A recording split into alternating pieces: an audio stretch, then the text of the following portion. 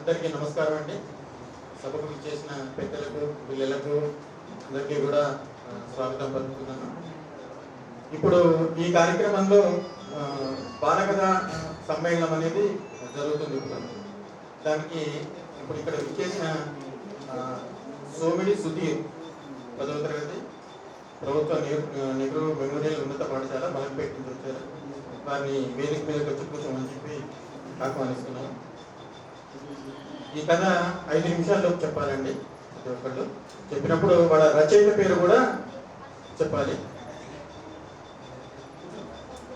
వచ్చి కూర్చోండి. అలానే దుబ్బాక మౌనిక, సరస్వతి శిశు మందిర్, కుషాయిగూడ, ఆ పాపంలో వచ్చి వేదిక మీద కూర్చొని ఆహ్వానిస్తున్నాము. నెక్స్ట్ గేదెల ఆనంద శోభనారెడ్డి, చిరియాల మెదక్.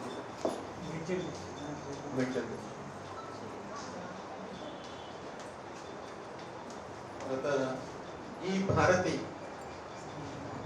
కామారెడ్డి,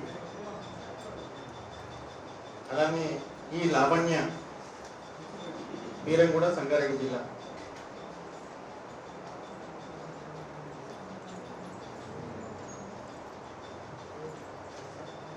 ఇప్పుడు ఈ బాలకథా సమ్మేళనం ప్రారంభమవుతుందండి.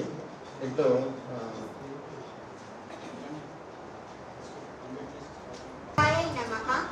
ఉపస్థితులైన పెద్దలందరికీ నా నమస్కారం. నా పేరు గొబ్బక మౌనిక. నేను కుషాయిగూడలో ఉన్న శ్రీ సరస్వతి శిశు మందిర్ పాఠశాల నుంచి వచ్చాను. ఇప్పుడు నేను శ్రీమతి వాసవదత్త రమణ గారు రచించిన నిజాయితీ అనే పేరు గల కథను చెప్పబోతున్నాను. అమ్మా, తమ్ముడు చూడు ఎంత పని చేశాడో అంటున్న కూతురు రజని మాటలు విని తల్లి హఠాత్తుగా వెనుకకు తిరుగుతుంది. అప్పుడు రాము తన స్కూల్ బ్యాగ్లో ఏదో దాచేస్తున్నట్టు కనిపిస్తాడు. అప్పుడు తల్లి ఏమిట్రా అది చూపించు అని అడగగా రాము ఏమీ లేదు అన్నట్టుగా తల ఊపుతాడు. అప్పుడు రజని రాము స్కూల్ బ్యాగ్ని లాక్కొని తన బ్యాగ్లో నుంచి ఒక 100 రూపాయల నోటును తీసి తల్లికి ఇస్తుంది. తల్లి ఒక్కసారిగా నిర్ఘాంతపోయి ఏట్రా ఎక్కడిది నోటు, ఎందుకు తెచ్చావు ఇంటికి అని అడగగా అమ్మా అది స్కూల్ అయిపోయాక నాకు బెంచ్ కింద దొరికింది అని చెప్తాడు. అప్పుడు ఎవరో పోగొట్టుకున్నారు, నువ్వెందుకు ఇంటికి తెచ్చావు, ఎవరితో మనం తీసుకోవచ్చా, దొరికినందునే టీచర్కి ఇచ్చేయాలి కదా అని గట్టిగా చెప్తుంది. అప్పుడు రాము ఎందుకు ఇవ్వాలి, అది ఎవరితో ఎవరికి తెలుసు, పిల్లలందరూ వెళ్ళిపోయారు, టీచర్ కూడా లేదు, అది నాకు దొరికింది, అందుకని అది నాదే కదా అని చిన్నదనంతో పట్టుదలగా అంటాడు. అప్పుడు తల్లి తప్పు రాము, అలా ఒకరి వస్తువు మనం తీసుకోవద్దు, పరాయి సొత్తుకు ఎప్పుడూ ఆశపడకూడదు, మనది కాని సొత్తుకి మనం ఎప్పుడూ ఆశపడకూడదు, రేపు బళ్ళోకి వెళ్ళగానే ఈ 100 రూపాయల నోటును టీచర్కి ఇచ్చే అని చెప్తుంది. అప్పుడు రాము సరే అన్నట్టుగా తలూపుతాడు. కానీ రాముకి ఏమాత్రం ఆ 100 రూపాయల నోటును తిరిగి టీచర్కి ఇవ్వాలని ఉండదు. అమ్మ అలానే అంటలే, నేను బోలెడని చాక్లెట్స్ బిస్కెట్స్ కొనుక్కోవచ్చు కదా అనుకుంటాడు. మర్నాడు ఆ 100 రూపాయల నోటును ఇంట్లోనే పెట్టేసి బడికి వెళ్తాడు. మధ్యాహ్నం భోజనం అయిపోయాక వాళ్ళ నాన్న కొనిచ్చిన రంగుల బాక్స్ని పిల్లలందరితో గొప్పగా చూపిద్దామని బ్యాగ్ తీస్తాడు. కానీ బ్యాగ్లో ఎప్పుడూ దొరకదు. కంగారుగా మళ్ళీ ఒకసారి బ్యాగ్ అంతా వెతుకుతాడు, కానీ దొరకదు. ఇంటికి వెళ్ళాక ఇల్లంతా వెతుకుతాడు, అయినా దొరకదు. అమ్మకు చెప్పి అమ్మతో వెతికిస్తాడు, అమ్మకు కూడా దొరకదు. అలా బాధపడుతూ కూర్చునిపోతాడు. తండ్రి జనార్దన్ ఇంటికి రాగానే నాన్న ఈరోజు నేను నా బల్లో మీరు కొనిచ్చిన రంగుల బాక్స్ని పోగొట్టుకున్నాను అని చెప్తాడు. అప్పుడు నాన్న ఏరా నేను కొనిచ్చింది అప్పుడే పోగొట్టేశావా, నువ్వు ఆశపడుతున్నావని 200 ఖర్చు పెట్టి మరి కొనిచ్చాను, మరి నేను ఆటో నడిపితేనే కదా మన ఇల్లు గడుస్తుంది, అలా ఎలా పోగొట్టుకున్నావు, ఇంత నిర్లక్ష్యత అయితే ఎలా రాము అని గట్టిగా తిడతాడు. అప్పుడు రాము ఎవరు తీసుకున్నారో ఏమిటో, క్లాస్లో ఎవరో తీసుకున్నారు నాన్న అని బాధగా కోపంగా అంటాడు. ఇంతలోనే తలుపు కొట్టిన శబ్దం వస్తుంది. ఎవరు అని చూసేసరికి 2 పోలీస్ అధికారులు ఇంట్లోకి వచ్చి తండ్రి జనార్దన్ను పొగుడుతూ సత్కారం చేస్తుంటారు. రాముకి ఏం జరుగుతుందో ఏమీ అర్థం కాదు.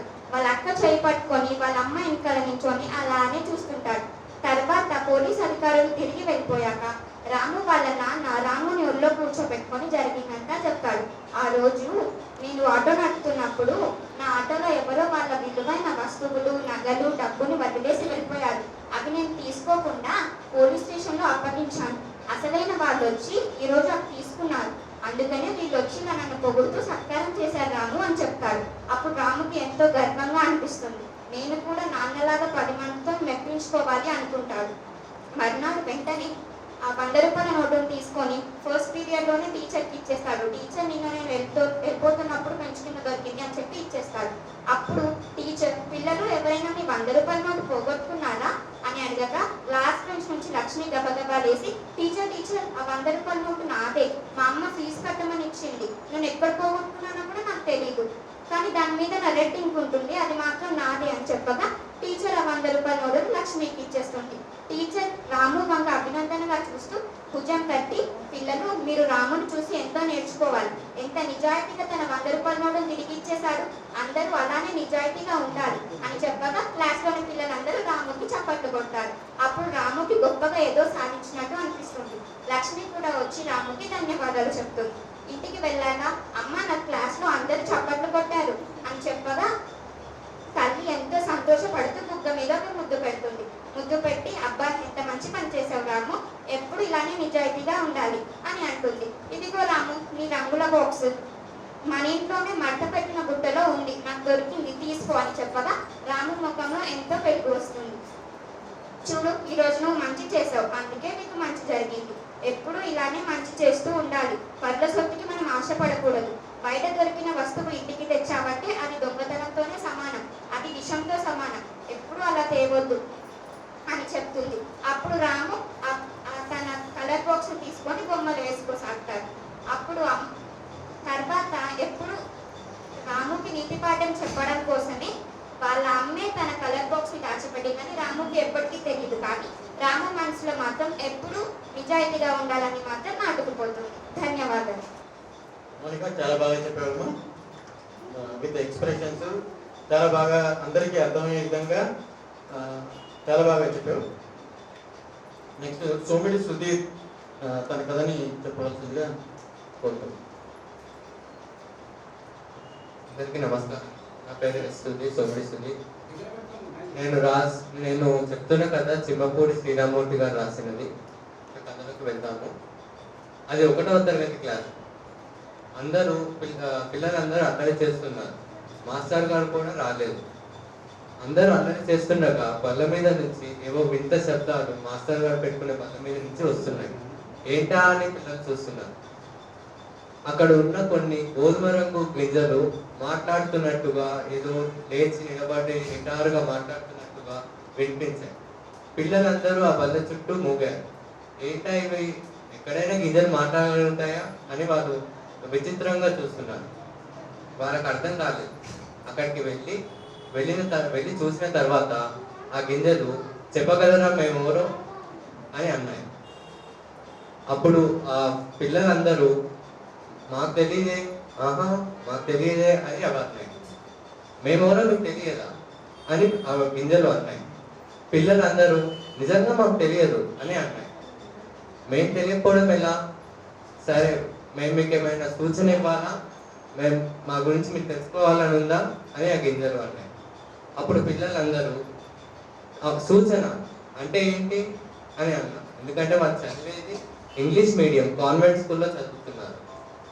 అప్పుడు ఈ మాటలు విని వాళ్ళకి అర్థం కాలేదని తెలిసిన తర్వాత ఆ గింజలు ఎంతో సంతోషంగా, వీళ్ళకి ఈ మాత్రం కూడా తెలియదా అన్నట్టుగా చూశాయి. సరే పోనీలే, మీకు ఇంగ్లీష్ మీడియం చదువు కదా, నేను మీకు దాని అర్థం వివరిస్తాను అని చెప్పాను. సూచన అంటే హింట్, మీ భాషలో హింట్ అని అర్థం అని ఆ గింజలు చెప్పాయి. ఓ మీకు మా భాష కూడా వచ్చా అని అన్నాయి. మాకు మతాలు, కులాలు, భాషలు ఇలాంటివన్నీ ఏమీ ఉండవు. మేము ఎవరి దగ్గరైనా, ధనికుల దగ్గరైనా, పేదవాళ్ళ దగ్గరైనా, ఎవరి దగ్గరైనా ఉంటాము అని ఆ గింజలు అన్నాయి. ఇంతకు నువ్వు ఎవరు అని అడిగాను. ఇంకా కనిపెట్టలేకపోయారో, ముందు మేము ఎవరో తెలుసుకోవాలంటే మీకు మీ మాతృభాష రావాలి అని అన్నాయి. పిల్లలు అవును మాకు మాతృభాష రావాలి, మేము నేర్చుకుంటాము, మీరు ఎవరో చెప్పండి అని ఆ గింజలను అడిగాయి ఆ పిల్లలు. అప్పుడు ఊహించండి, మేము ఎవరో గుర్తు లేదా మీకు, మీరు ఎప్పుడు మమ్మల్ని చూస్తూనే ఉంటారు, మీ అమ్మ నాన్నలు ఆహారం ఎలా వస్తుంది, ఎక్కడి నుంచి వస్తుంది అనే విషయం చెప్పలేదా, ఆ మాత్రం తెలియకుండా ఎలా ఉన్నారు అని అడిగారు. అప్పుడు పిల్లలందరూ ఆశ్చర్యపోయారు. మేము మా అమ్మ నాన్నలు మాకు ఎప్పుడు చెప్పలేదే అని అన్నారు. అప్పుడు గింజలు విచిత్రంగా చూశారు. మా గురించి చెప్పకపోవడం ఎలా అని అన్నాయి. కొద్దిసేపు ఆలోచించి, సరే మీరు అడిగిన సూచన చెప్తాను. మేము ఎప్పుడు మీ దగ్గరే ఉంటాం, మీరు మమ్మల్ని తింటారు, మేము గోధుమ రంగులో ఉంటామని చెప్పాను. గోధుమ రంగు అంటే ఏంటి అని అన్నారు. గోధుమ రంగు కూడా తెలియకుండా ఎలా ఉన్నారా బాబు అని ఆ గింజలు అనుకున్నాయి. అప్పుడు పిల్లలందరూ చాలా ఆశ్చర్యంగా, ఏ విషయాలు మాకు ఇన్ని విషయాలు తెలియకుండా ఎలా ఉన్నాము అని ఆ 1వ తరగతి పిల్లలకి చాలా ఆశ్చర్యంతో ఉన్నారు. అప్పుడు ఆ గింజలు ఆలోచిస్తూ, సరే మీకు గోధుమ రంగు ఏంటో తెలియదా, మేమెవరో చెప్పాలా, మీకు ఇవి కూడా తెలియకుండా మేము ఎవరో ఎలా తెలుస్తుంది, మీకు తినే ఆహారం కూడా తెలియకపోతే మేము ఎవరో ఎలా తెలుస్తుంది అని అన్నాయి. ఈ ఒక్కసారికి చెప్పు అని అన్నారు పిల్లలు. సరే చెప్తాము. మేము ఎవరంటే వడ్ల గింజలు. మమ్మల్ని వడ్ల గింజలు అంటారు. గోధుమ రంగులో ఉంటాం. మమ్మల్ని మిల్లులో వేస్తే తెల్లగా మారి మా పైన ఉన్న పొట్టంతా పోయి బియ్యంగా మారుతాం. మమ్మల్ని ఉడకపెడితే అన్నం అవుతుంది, అదే మీరు తింటారు. ఈ మాత్రం తెలియకుంటే ఎలా అని అన్నాయి ఆ గింజలు. అలాగా మాకు తెలియదే, ఈ విషయం మాకు తెలియదే అని పిల్లలు అన్నారు. మా గురించి మీకు పూర్తిగా తెలియాలంటే మీ మాస్టర్ గారిని అడగండి, మీరు నేర్చుకోవాల్సినవి చాలా ఉన్నాయి, ఇలా కబుర్లు చెప్పుకుంటున్నారు అని హెచ్చరించాయి. దాని తర్వాత మాస్టర్ వచ్చిన తర్వాత వీటి వడ్ల గురించి, గింజల గురించి అడిగారు. అప్పుడు మాస్టర్ గారు రైతుల గురించి, వ్యవసాయం గురించి, వడ్ల గింజల గురించి, ఆ వడ్ల గింజలు ఎలా వాడతారో, వాటిపైన పొట్టు కూడా ఎలా వాడతారో అని చెప్పారు. వడ్ల గింజల పైన ఉన్న పొట్టుని ఊక అంటారు. ఆ ఊకను మెత్తగా చేస్తే తవుడు వస్తుంది. ఆ తవుడిని పశువులకు కూడా ఆహారంగా వేస్తారు అని చెప్పారు. మనుషులకే కాదు, పశువులకు కూడా మేము ఉపయోగపడతాము అని వడ్ల గింజలు తెలపడానికి అదంతా చేశారు. అంటే కుల, మత, భాష ఇవి కాకుండా మనుషులే కాదు, ఆహారం తీసుకునేది మేము మా పశువులకు కూడా, ఎవరికైనా సరే మేము ఉపయోగపడతాము అని చెప్పారు. అప్పుడు ఈ విషయాలు నేను తెలుసుకున్న ఆ పిల్లలు వడ్ల గింజల దగ్గరికి వెళ్ళి ధన్యవాదాలు చెప్పారు. అప్పుడు ఆలోచించి, మీకు ఇలాంటి విషయాలు నేను ఎన్నో చెప్తాను, కానీ మీరు నేర్చుకోవాల్సినవి చాలా ఉన్నాయి, తెలుసుకోవాల్సినవి చాలా ఉన్నాయి. మీరు నేర్చుకుంటానంటే ఇంకా చాలా చెప్తాను అన్నాయి. మేము చాలా నేర్చుకుంటాము అని వాళ్ళు ఆసక్తికరంగా చెప్పారు. అంతటితో వాళ్ళు ఇలాగే మీరు మాస్టర్ లేనప్పుడల్లా నేను వచ్చి చెప్తాను, మీరు నేర్చుకుంటూ ఉండాలి, ఇలా కబుర్లు చెప్పుకోవడం కాదు, మీకు దాంతోపాటు చదువు కూడా ఉండాలి, ఆటలు కూడా ఉండాలి, ఆటలు చదువు 2 సమానంగా ఉండాలి అని చెప్పి, సరే మరి ఇక మీ మాస్టర్ గారు వస్తారు, మళ్ళీ నేను వెళ్ళిపోతున్నాను అని చెప్పేసి వెళ్ళిపోతున్నాను. ధన్యవాదాలు. ఇప్పుడు సాయి అనే విద్యార్థి కూడా ఇక్కడికి వచ్చారు అది చూడడానికి. తను కూడా వేదిక మీదకి వచ్చి ఆశీర్వాదం కావాలని కోరుతున్నాను. కూర్చోండి బాబు. వెరీ గుడ్ సుదీప్, చాలా బాగా చెప్పారు. ఇప్పుడు సోహనారెడ్డి తన పదం చెప్తుంది. 10 ఏళ్ల వయసు కలిగిన ఓ పోరడు వాళ్ళ నాయన ఎక్కిండు. ఇక రైలు కదిలింది. అందులోకి 5 ఏళ్ల వయసు కలిగిన పోరడు వాళ్ళ నాయన ఎక్కగానే రైలు కదిలింది. ఇక ఆ పోరడు చూసి, నాయన చూడు ఈ రైలు ఎట్లా కదులుతుంది నాయన అని అడుగుతాడు. ఆ పక్కనున్న ఆయన ఉలిక్కి పడి, వామ్మో ఏంట్రా ఈ రైలు కదలకపోతే ఎట్లా ఊరిపోతావయ్యా అని తిట్టుకుంటాడు. ఇక వాళ్ళ నాయన మాత్రం, అవును బిడ్డ గట్లనే పోతుంది అని చెప్తాడు. నువ్వు ఇంకా చూడు మంచిగా ఉంది కదా, నువ్వు ఇంకా చూస్తూనే ఉండు, మంచిగా కనిపిస్తాయి, ఇంకా చాలా కనిపిస్తాయి అని చెప్తాడు. చెప్పంగానే ఇంకా ఆ పోరడు మళ్ళీ చూస్తూ మళ్ళీ గట్టిగా నాయన అని గట్టిగా పిలవంగానే, ఏంటి బిడ్డ అని చెప్తాడు. చెప్పంగానే ఆ పక్షులు చూడు, ఆ పక్షులు ఒకటే తీర్లా చక్కగా ఎట్లా పోతున్నాయి చూడు నాయన, భలే ఉంది కదా నాయన అని చెప్తాడు. చెప్పంగానే, అవును బిడ్డ మంచిగా ఉంది కదా, నువ్వు ఇంకా చూడు బాగా కనిపిస్తాయి, ఇంకా మస్తు కనిపిస్తాయి అని చెప్తాడు. ఆ పక్కన నాయన, మాకేందయ్యా ఈ లొల్లి, ఈ వయసు ఏంటి, ఇది చేసే శ్రేష్టలేంటి అని గునుక్కుంటూ ఉంటాడు. వాళ్ళ నాన్న ఇని మాత్రం ఊరుకుంటాడు. ఇక మళ్ళీ ఆ పోరడు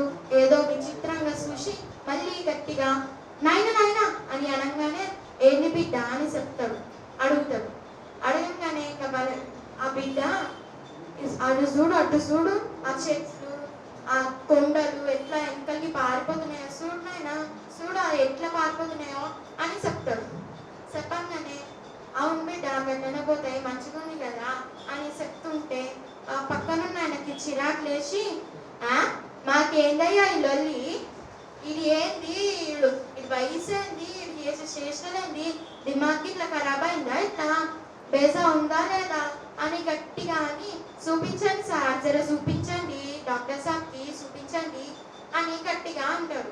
అనగానే వాళ్ళ నాయన మాత్రం అక్కడి నుంచే వస్తున్నామయ్యా అని చెప్తాడు. పిచ్చి దాగకానైనా అక్కడి నుంచే వస్తారులే, ఇలా తిక్కగా ప్రవర్తిస్తే అక్కడి నుంచి కాకపోతే ఇంకెక్కడి నుంచి వస్తారు అని చెప్తాడు పక్కనున్న. వాళ్ళ నాయన మాత్రం కాదు బిడ్డ అక్కడి నుంచి వస్తున్నాము, మేము కండి దావకాన నుండి వస్తున్నాము, మా పోరాడికి చిన్నప్పటి నుంచి కళ్ళు కనిపించవు, ఆపరేషన్ చేస్తే వస్తాయని చెప్పిండు డాక్టర్ సాబు. అందుకే నేను ఇప్పుడే ఆపరేషన్ తర్వాత కళ్ళు వచ్చినాయి, అందుకే ఇప్పుడు మంచిగా అన్ని చూస్తూ విచిత్రంగా ఆశ్చర్యంతో గట్ల చెప్తుండు బిడ్డ మా కొడుకు అని చెప్తాడు. చెప్పగానే ఇంకా పక్కనున్న ఆయన అయ్యో నేను తొందరపడి తప్పుగా మాట్లాడేసానే అని చెప్పి ఫీల్ అవుతూ నన్ను క్షమించండి అయ్యా అని చెప్తాడు. చెప్పగానే పర్లేదు బిడ్డ, నేను కూడా ఆ స్థానంలో ఉంటే నేను కూడా గడ్డనే అంటా, పర్లేదు బిడ్డ అని చెప్తాడు. మనం కూడా ఎవరి గురించి అయినా తప్పుగా మాట్లాడకూడదు, తప్పుగా చెప్పకూడదు, తొందరపడి అస్సలు మాట్లాడకూడదు, కొంచెం ఆలోచించి కొంచెం నిర్ణయం లేదు తీసుకుంటాం. సుహనానికి చాలా బాగా చెప్పాము కదా. ఇప్పుడు భారతి తన కథను చెప్పాలనుకోవచ్చు. పెద్దలందరికీ నా యొక్క నమస్కారం. నా పేరు ఎంవి భారతి. ప్రభుత్వ ఉన్నత పాఠశాలలో 9వ తరగతి చదువుతున్నాను. గుండెనెమ్లి గ్రామం, కామారెడ్డి జిల్లా నుండి వచ్చాను. నేను చెప్పబోయే కథ సామాన్యుడు. కథ రచయిత కూడా సామాన్యుడే. ఏ మల్లేష్, ఇలా వచ్చావు, ఏమిటి విశేషం? చక్రపాణి గారు అడిగారు. నమస్తే సార్, చేతులు కట్టుకొని నిలబడ్డాడు. మీతో పనుండి వచ్చాను సార్ మల్లేష్ అన్నాడు. నేను కథల పుస్తకం అచ్చు వేయిద్దాం అనుకుంటున్నాను. టైప్ సి కాపీ తీసుకొచ్చాను సార్. మీరు తప్పులు సవరించి ముందు మాట రాస్తే పుస్తకం అచ్చు వేయించుకుంటాను అని తను తెచ్చిన కాపీ చక్రపాణి గారి చేతికి ఇచ్చాడు. చక్రపాణి గారు ఆశ్చర్యంతో సరేనన్నారు. అక్కడక్కడ తప్పుల్ని సవరించారు. కథలన్నీ చాలా బాగున్నాయి. ముందు మాట రాశారు. పుస్తకం అచ్చయింది. లలిత కళా వేదిక పైన ఓ రోజున ఆవిష్కరణ సభ ఏర్పాటు చేశారు. పుస్తకం మీద సామాన్యుడు అని రచయిత పేరు వేసి తన గురించి ఎవరికి చెప్పవద్దని మల్లేష్ చక్రపాణి గారిని కోరుకున్నాడు. అధ్యక్షులు శ్రీ కళాజనార్దన మూర్తి గారు వేదిక మీద ఆసీనులయ్యారు. ముఖ్య అతిథి గౌరవనీయులైన డాక్టర్ శ్రీ కెవి రమణాచారి ఐఏఎస్ గారు వేదిక మీద ఆసీనులయ్యారు. పుస్తక సమీక్ష చేసిన చక్రపాణి గారు కూర్చొనున్నారు. గ్రంథ రచయిత సామాన్యుడిని వేదికకు ఆహ్వానిస్తున్నాను అన్నారు అధ్యక్షుడు. మల్లేష్ సామాన్య దుస్తులతో వేదిక మీదకి వచ్చి నిల్చున్నాడు. ఒరే దిగరా, పిలిచింది నిన్ను కాదు, గ్రంథ రచయిత సామాన్యుడి గారిరా అన్నారు సభికులు గట్టిగా అరుస్తూ. చక్రపాణి గారు ఇతనే సామాన్యుడు, కూర్చో మల్లేష్ అని చెప్పారు. అందరూ సంభ్రమాచార్యంలో మునిగిపోయారు. మైక్ ఆపరేటర్ మల్లేష్ అంటున్నారు. కొందరు సభలో అధ్యక్షుల అనుమతితో చక్రపాణి గారు మల్లేష్ రాసిన కథల పుస్తకానికి సమీక్ష రాశారు. అధ్యక్షులు ముఖ్య అతిథి గారు మల్లేష్ ను ఆశీర్వదించారు, అభినందించారు. వారి అనుమతితో మల్లేష్ తన స్పందన తెలిపాడు. 20 సంవత్సరాల నుంచి ఇదే సభలో మైక్ ఆపరేటర్ గా చేస్తున్నాను. దైత కీర్తి శేషులు దీక్షితులు సారు, ఇప్పుడు శ్రీ కళాజనార్దన మూర్తి సారు నాకు ఈ ఉద్యోగం ఇచ్చి ఆదుకున్నారు. గౌరవనీయులైన రమణాచారి సారు ఆశీర్వదించారు.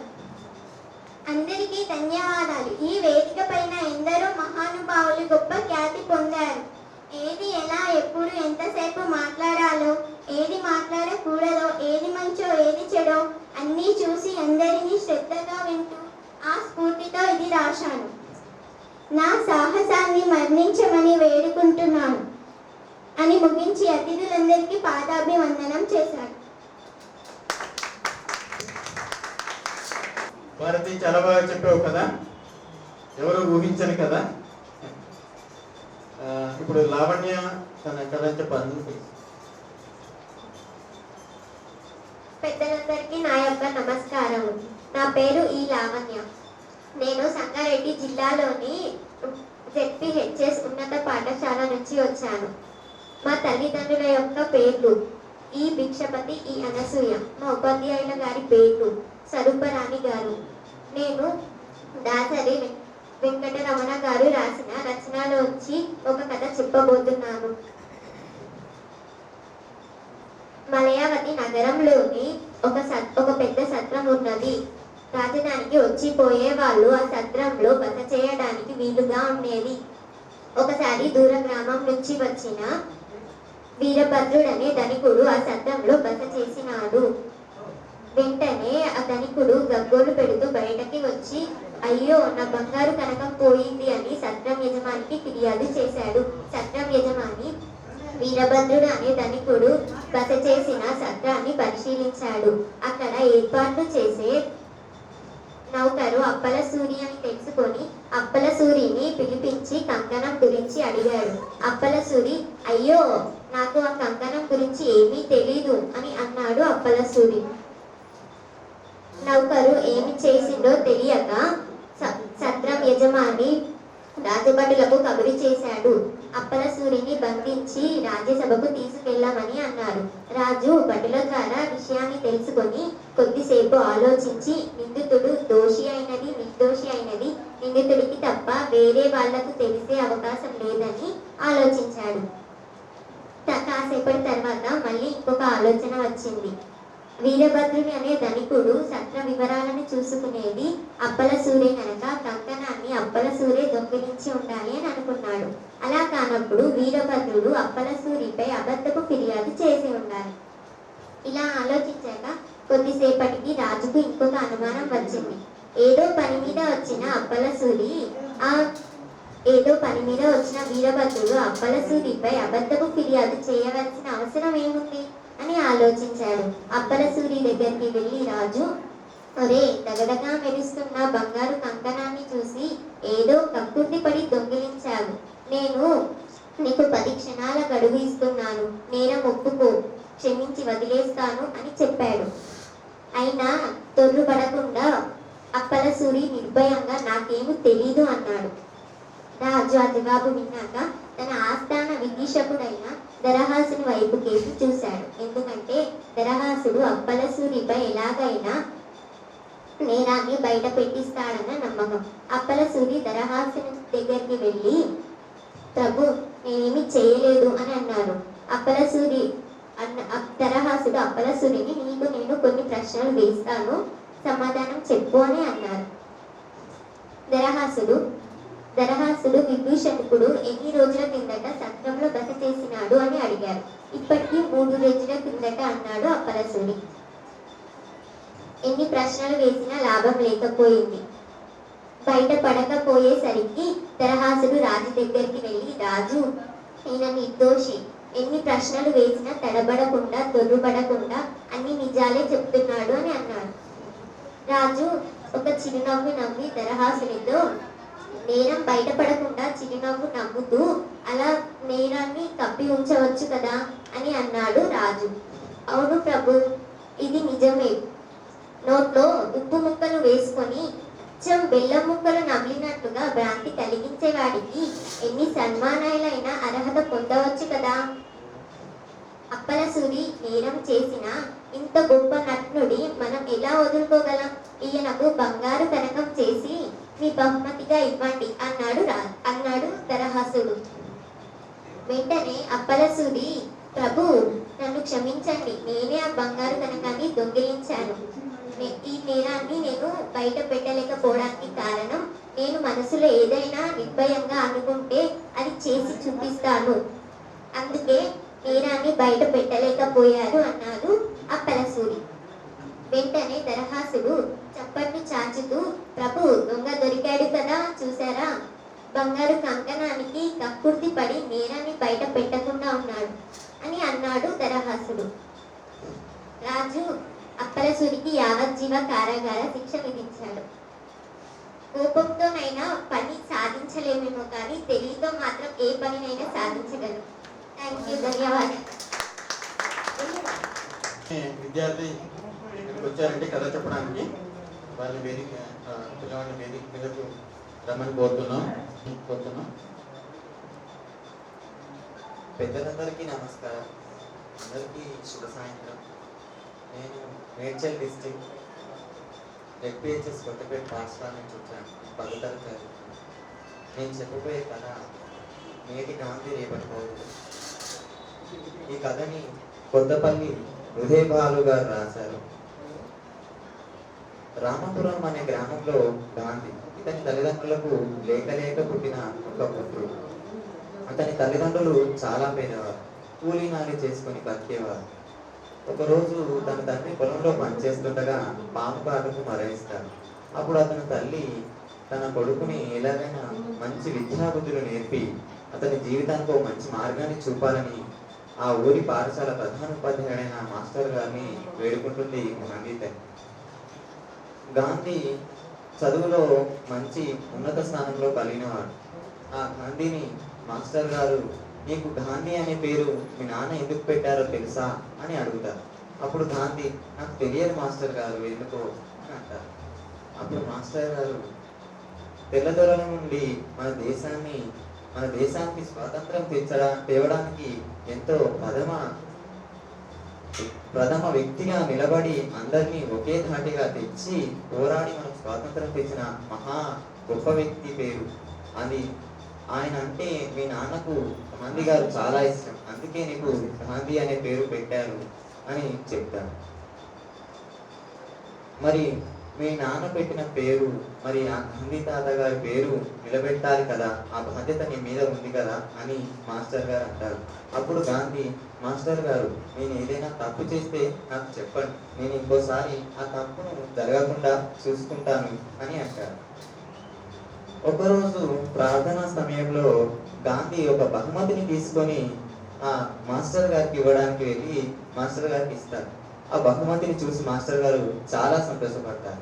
ఆ బహుమతిని విద్యార్థులందరికీ చూపించి అభినందనలు తెలియజేస్తారు. ఆ బహుమతి ఏమిటంటే జాతీయ పథకం. తన తల్లి అతన్ని కొనుక్కోమని ఇచ్చిన డబ్బులని దాచి ఆ జాతీయ పథకాన్ని కొంటాడు. దాన్ని గణతంత్ర దినోత్సవం నాడు మన పాఠశాల ప్రాంగణంలో ప్రధానోపాధ్యాయులు గారు ఎగరవేయాలి మాస్టర్ గారు అని గాంధీ చెప్తాడు. అలాగే అని ఆ రోజు ఉదయం నువ్వే తెచ్చివు అని మాస్టర్ గారు అంటారు. సరే అని ఇంటికి తీసుకెళ్ళి ఇంట్లో పెడితే ఎలుకలు కొరుకుతాయేమో అనే భయంతో తన తల్లికి చెప్పి ఒక చిన్న సంచి కుట్టించి ఆ సంచిలో పెట్టి మాస్టర్ గారు ఎప్పుడు అడిగినా, ఏ నిమిషంలో అడిగినా ఇచ్చేటట్టుగా తన బ్యాగులోనే భద్రంగా అడుగున దాస్తాడు. అలా దాచినప్పుడు రోజు గాంధీ మాస్టర్ గారి ఇంటికి వెళ్ళి చదువుకునేవాడు.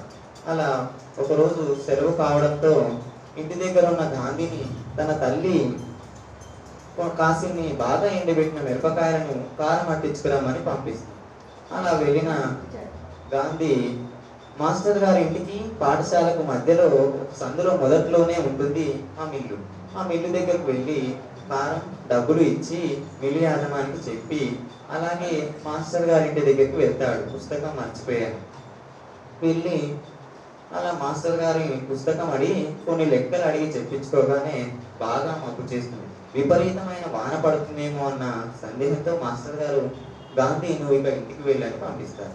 గాంధీ వెంటనే మిల్లు దగ్గరికి వచ్చి కారం తీసుకొని ఇంటికి త్వరగా నడక సాగించగా కరెక్ట్గా పాఠశాలకు రాగానే వర్షం పెద్దదవుతుంది. అప్పుడు ఏం చేయాలో తెలియక వెంటనే పాఠశాలలోకి వెళ్ళి వరండాలో నిల్చుంటాడు. వరండాలో నిల్చోగానే పాఠశాలలో పాడుబడి కూలడానికి సిద్ధంగా ఉన్న గదిలో నుంచి అరుపులు వినిపిస్తాయి. ఏంటి ఆ అరుపులని చప్పుడు చేయకుండా వెళ్ళి తొంగి చూడగానే పొయ్య బారిపోతాడు ఒకటేసారి గాంధీ. అక్కడ ఒక ముగ్గురు గేదెలు కాచుకునే వ్యక్తులు ఒక మహిళను పాడు చేయడానికి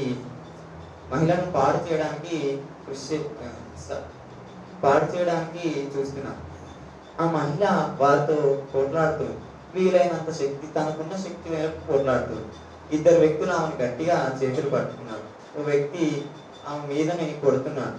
అప్పుడు గాంధీకి ఏం చేయాలో తెలియక, అన్న వద్దన్నా, తప్పన్నా, వదిలేయండి అన్న అని చెప్తాడు. అప్పుడు గాంధీకి ఒక ఆలోచన వస్తుంది. వెంటనే తన దగ్గర ఉన్న కారాన్ని 2 పిరికిలుగా పట్టుకొని వెనకకి చేతులు పెట్టుకొని వెళ్ళి వాళ్ళ కళ్ళల్లో కొడతాడు. వాళ్ళు కారం మంటతో కింద పడి బొర్రగా అక్క రా అని టకాటకమని పాఠశాల బయటికి వస్తాడు. వెంటనే అప్పుడు అక్కను అలా తీసుకెళ్ళలేక వెంటనే తన బ్యాగులో ఉన్న ఆ జాతీయ పథకాన్ని తీసి అక్క భుజాల మీదుగా కప్పుతాడు. కప్పి మాస్టర్ గారి ఇంటి దగ్గరికి తీసుకెళ్తాడు. జరిగిన విషయాన్నంతా మాస్టర్ గారికి చెప్తారు. మాస్టర్ గారు ఇంత చిన్న వయసులోనే ఇంత సాహస కృత్యం చేసినందుకు తనని మెచ్చుకొని ఆ అక్కకు భయపడుతున్న అక్కకు తన భార్య సహాయంతో ప్రథమ చికిత్స అందిస్తాడు. వెంటనే గ్రామ పెద్దల సహకారంతో గాంధీ సహాయంతో వాళ్ళని గుర్తించి ఆ ముగ్గురు వ్యక్తులని పోలీసులకు పట్టిస్తారు. ఇంతటి సాహసకృత్యం చేసినందుకు గాంధీకి కేంద్ర ప్రభుత్వం నుండి బాలల సాహస బాలుర అవార్డు ప్రకటిస్తారు. అలా గాంధీ ఆ జాతీయ పథకాన్ని అంత మంచిగా ఉపయోగించినందుకు, వాళ్ళ పేరు పెట్టినందుకు సమానమైన పని చేశారని హెడ్ మాస్టర్ గారు మెచ్చుకుంటారు. అంటే మనం ఎప్పుడైనా ఎవరికైనా మంచి చేయాలి, చేస్తేనే అది ఏదో ఒక రోజు మనకు తెలియకుండా మనకి ఎక్కడో ఒక దగ్గర ఆ సహాయం అందుతుందని గట్టి నమ్మకం.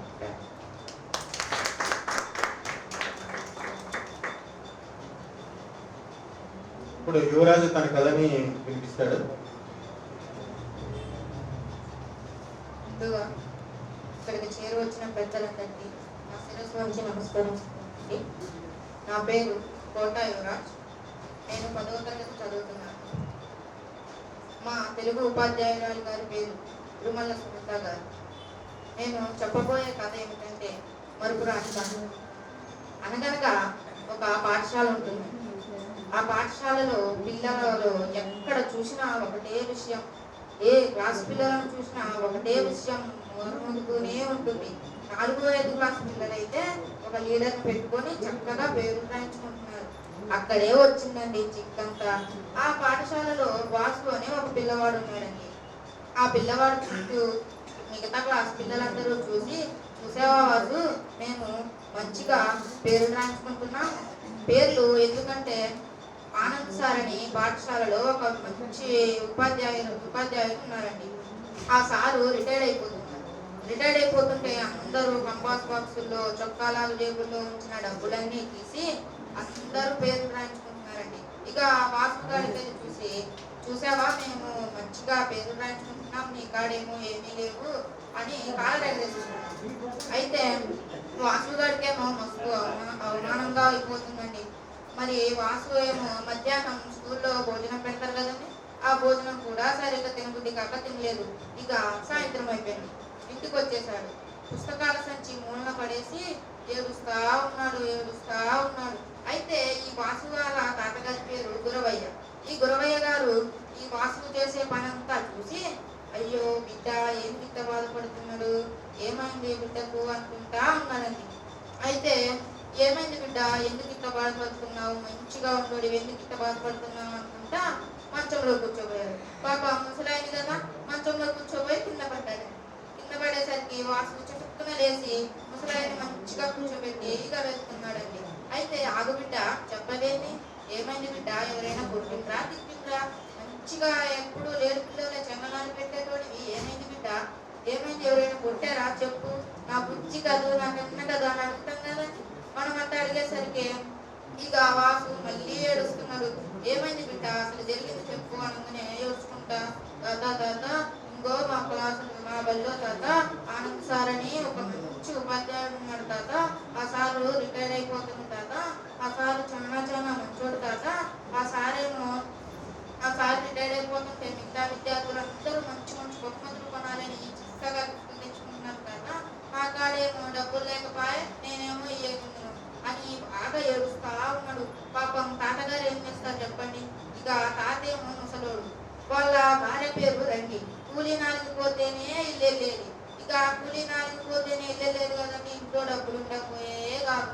అయితే గురవయ్య ఆలోచిస్తున్నాడండి. ఆలోచిస్తూ చిన్నప్పుడు మనవరికి నేర్పిన ఒక కంజర గుర్తుకొచ్చింది. అయితే బిడ్డ వాసు ఆ కంజర తీసురా నాన్న అని చెప్పింది. ఇక చెప్పగానే వాసు వెళ్ళి కంజర తెచ్చింది. ఇక దాన్ని శుభ్రంగా మంచిగా కడిగి క్లీన్ చేసి మంచిగా పని చేస్తుందో లేదో ఒక పాట విసిరిండండి. చక్కగా బాగా చూసిండు, మంచిగా పనిచేస్తున్నది. ఇక వాసు కనిపిస్తుంది, అబ్బా ఆనందసారి ఇవ్వడానికి నాకు మంచి బహుమతి దొరికింది, మంచి ఇది కంజర దొరికింది అని అనిపిస్తుంది. ఇంకో పక్కేమో నిరాశతో అబ్బా ఏమైనా అనుకుంటారో ఏందో, ఇక కంజర తీసుకుపోతాం ఏమైనా అనుకుంటారో ఏందో అని చూస్తా ఉన్నాడు. అయితే దాన్ని మంచిగా ఒక సంచిలో పెట్టిందండి. తెల్లారిపోయింది, ప్రోగ్రామ్ మొదలు పెట్టేశారు. అందరూ గెస్ట్లు అందరూ వచ్చేసారు, కూర్చున్నారు. ఆనందసారి అందరూ బహుమతులు ఇస్తా ఉన్నారండి. చివరిలో వాసు గారు వెళ్ళాడండి. వాసు గారు వెళ్ళి ముందుగా నమస్కారం పెట్టాడు. నమస్కారం పెట్టింగా వాసు తాత నేర్పిన పాట ఒకటి కంజర తీసుకొని పాడిందండి. ఇక వాసు ఎప్పుడైతే పాడిందో అందరు పిల్లలు మంచిగా మెచ్చుకొని చప్పట్లు కొట్టడం మొదలు పెట్టారు. అందరూ మంచిగా చప్పట్లు పెట్టారు. అయితే సొంతంగా సారు మీద ఒక కథల్ని పాడిండు. ఇక పాడేసరికి అందరూ మంచిగా మెచ్చుకున్నారు. అయితే అక్కడికి వచ్చిన అతిథుల్లో ఒక ఆయన 100 రూపాయలు వాసు చేతిలో పెట్టాడండి. అయితే ఇక 100 రూపాయలు కంజర మంచిగా సంచిలో పెట్టి ఆనంద్ సార్ ఇవ్వబోతాడు. అయితే ఆనంద్ సార్ అంటాడు, వద్దు నాన్న, నువ్వు మంచిగా నా మీద పాట పాడావు, అదే నాకు గొప్ప బహుమతిరా నాన్న. ఈ కంజర మీద ఇంకా మరిన్ని పాటలు నేర్చుకో అని ఆశీర్వదించారు. కాబట్టి అండి మనం ఇచ్చే బహుమతి ఖరీదైనదా ఖరీదు కానిదా అని ఎప్పుడూ చూడకూడదు. ప్రేమతో ఇస్తే, ప్రేమతో మనం ఒక చూపు చూసినా అదే వారికి మంచి బహుమతి అవుతుంది. కృతజ్ఞతలు. కరెక్ట్గా యువరాజు లాగా చెప్పాడు కదా. ఈ కథ ఎవరు రాశారమ్మా? కథ రచయిత ఎవరు? మా తెలుగు మేడం గారే రాసించారు. తిరుమల సునంద గారు.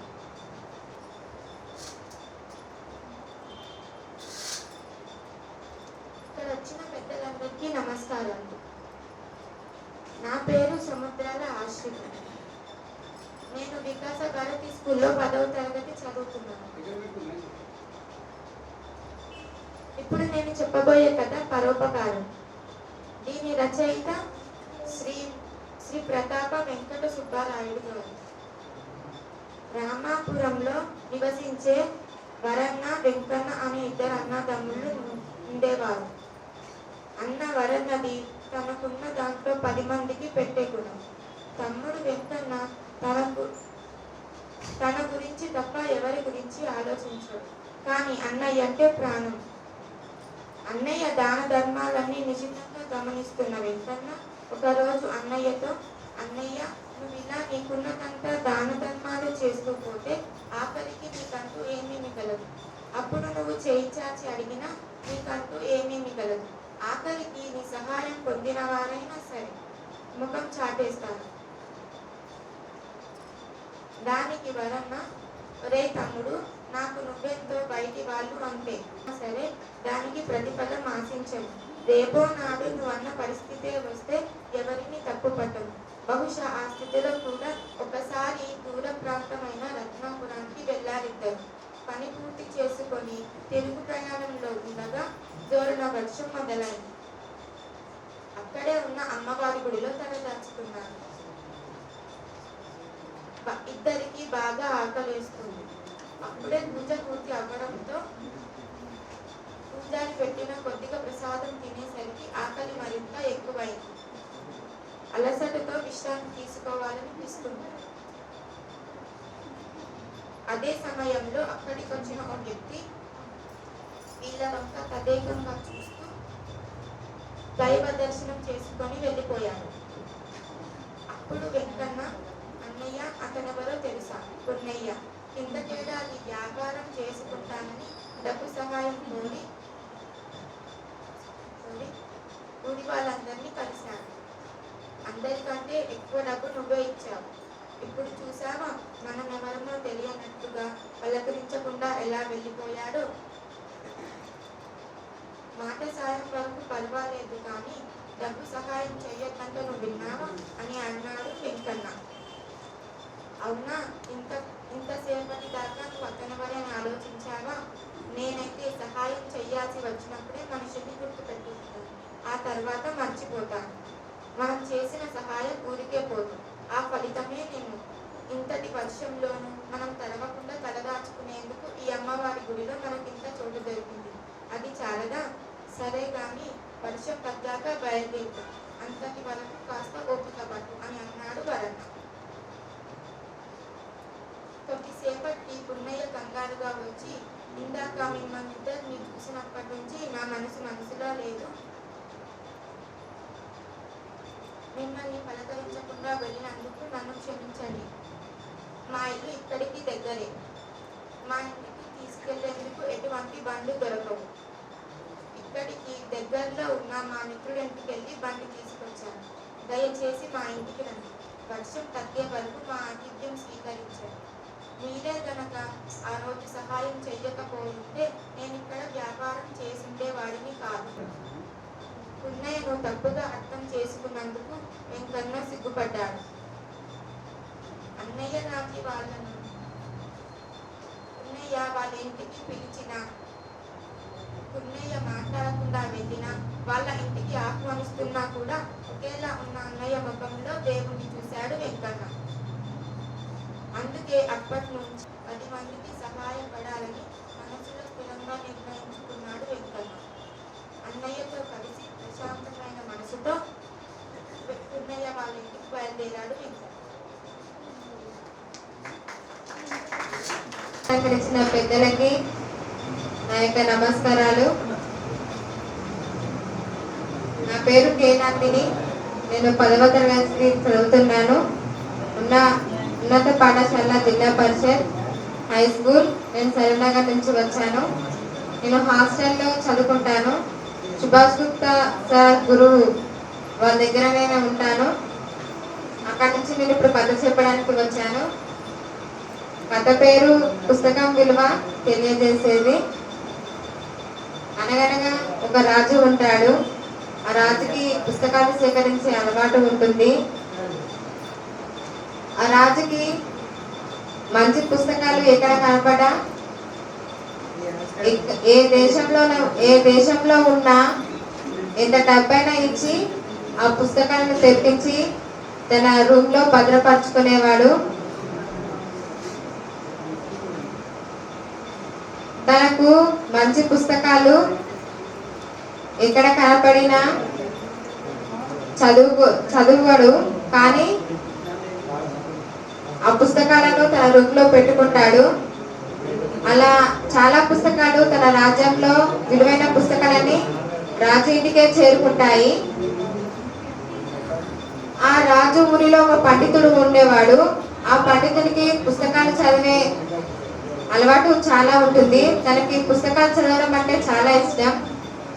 తరతరాలుగా దేశం అంతా తిరుగుతూ పుస్తకాలను ఎక్కడ కనిపించినా ఆ పుస్తకాలను చదువుకొని తన రూమ్ లో భద్రపరుచుకునేవాడు. ఆ పుస్తకాల నుంచి వేరే వాళ్ళకు కూడా చదువు నేర్పిస్తూ కొత్త విషయాలను వాళ్ళకి తెలిపించి వాళ్ళని చాలా బాగుపరిచేవాడు. అలా రాజు ఆ పండితులకి చాలా మంది వచ్చి తన దగ్గర మంచి విషయాలు, కొత్త విషయాలు నేర్చుకొని వెళ్ళేవారు. ఆ పండితుని ఇల్లు చాలా కలకలలాడిపోతుండేది. ఈ పండితునికి ఇలా పుస్తకాలు ఉన్నాయని ఆ రాజుకు తెలుస్తుంది. ఆ రాజు పండితుని ఇంటికి వచ్చి, నీ దగ్గర ఇన్ని పుస్తకాలు ఎక్కడివి? నేను ఎప్పుడూ ఈ పుస్తకాలను చూడలేదు, ఈ పుస్తకాలను చదవలేదు. ఇంత అద్భుతంగా ఉన్నాయి, అమూల్యమైన గ్రంథాలు నువ్వు ఎక్కడి నుంచి తెచ్చుకున్నావు? ఇవి నాకు ఇస్తావా అని అడుగుతాడు. నీకు మనులు కావాలా, మాణిక్యాలు కావాలా, మోయలేనంత బంగారం కావాలా, కొలవలేనంత భూమి కావాలా, ఏది కావాలంటే అది కోరుకో అని అంటాడు. అప్పుడు ఆ పండితుడు చిరునవ్వు నవ్వుతూ, ఓ రాజా, నాకు మనులు వద్దు, మాణిక్యాలు వద్దు,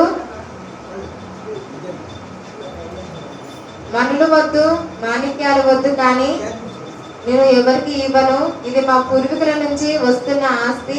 ఎన్ని సంపదలు ఇచ్చినా సరే నేను వీటిని ఎవరికి అమ్మను అని అంటాడు. దానికి రాజు చాలా కోపడతాడు. నీకు నేను 10 రోజులు టైం ఇస్తున్నాను, అంతలోపు ఇవన్నీ మూటగట్టి మా ఇంటికి పంపించేయి, లేకపోతే రేపటి రోజు నువ్వు సూర్యోదయాన్ని కూడా చూడలేవు అదే నీకు ఈ భూమి మీద ఆఖరి రోజు అవుతుంది అని అంటాడు. దానికి పండితుడు మౌనంగా అలాగే ఉండిపోతాడు.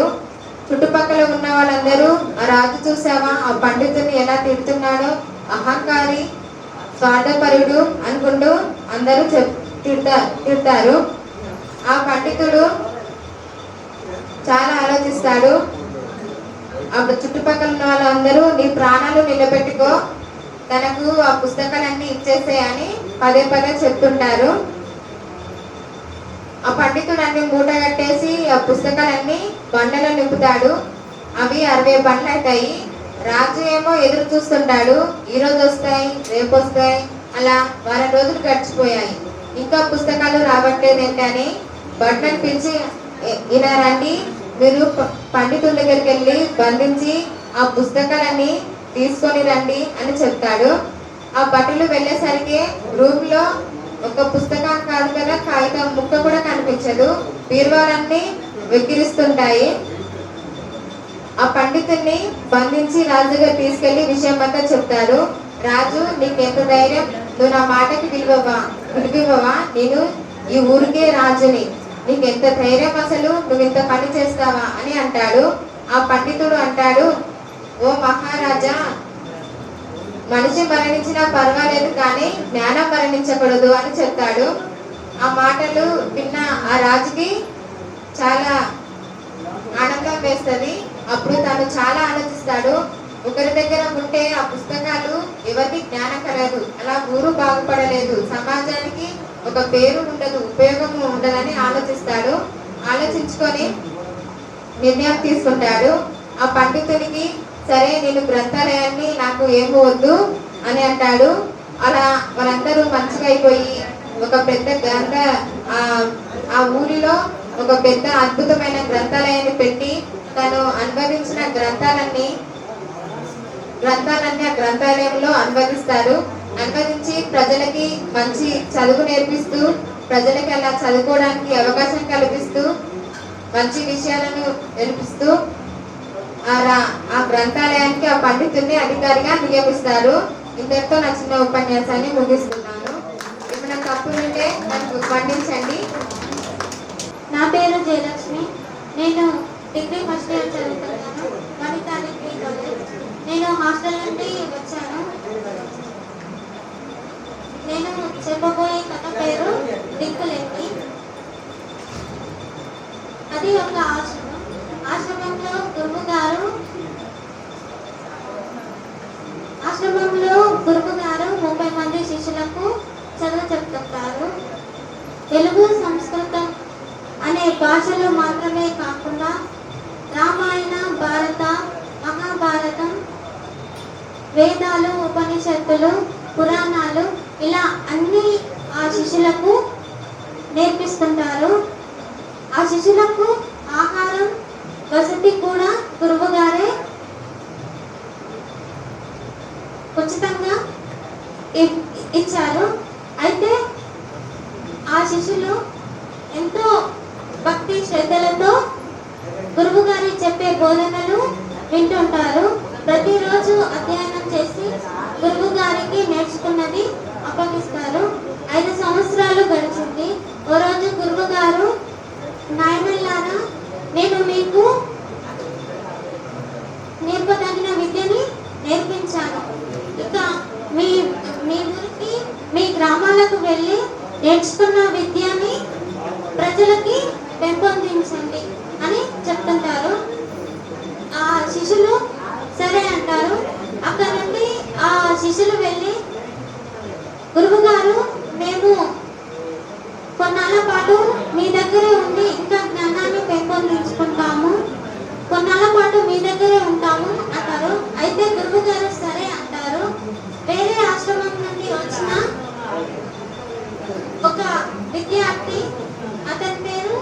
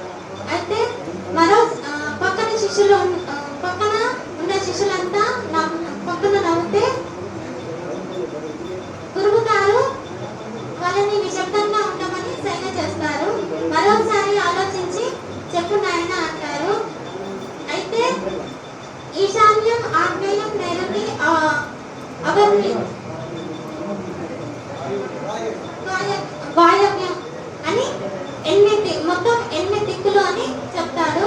కాదు నాయన, దిక్కులు చాలా ఉన్నాయి. నిన్ను కన్న తల్లి ఒక దిక్కు, నీకు నడక నేర్పే తండ్రి ఒక దిక్కు, నడక నేర్పిన గురువు ఒక దిక్కు, అన్నం పెట్టే అన్నదాత, వస్త్రం నేసిచ్చే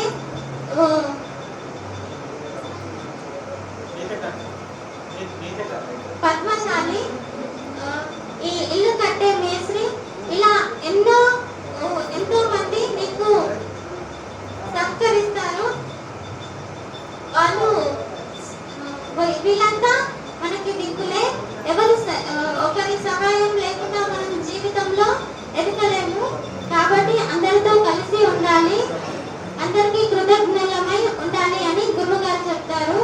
విక్రమ్ వర్మకి ఉన్న ఆ గర్వం తొలగిపోయి గురువు గారి పాదాల మీద పడి అతను క్షమాపణ కోరుతాడు. ఈ శిష్యులతో పాటు నాకు కూడా జ్ఞాన బోధన చెప్పండి అని వేడుకుంటాడు. గురువు గారు సరే అంటారు. జ్ఞానం అనేది మహాసాగరం లాంటిది. ఎన్ని జన్మలైనా దాన్ని మనం పూర్తిగా ఆర్జించలేము. కాబట్టి వచ్చిన దాన్ని గర్వపడకుండా వినయ విధేయతలతో జ్ఞానాన్ని నేర్చుకుంటేనే జ్ఞానం వస్తుంది. అందరూ కూడా విద్యార్థులు చాలా బాగా చెప్పారండి కథలు. ఎంతో దూరం నుంచి శ్రమపడి వాళ్ళు వచ్చినందుకు వాళ్ళని తీసుకొచ్చిన వాళ్ళందరికీ కూడా ధన్యవాదాలు పేరు పెట్టిన. ఇప్పుడు చప్పట్లు కొడితే బాగుంటుందని అనుకుంటున్నాను.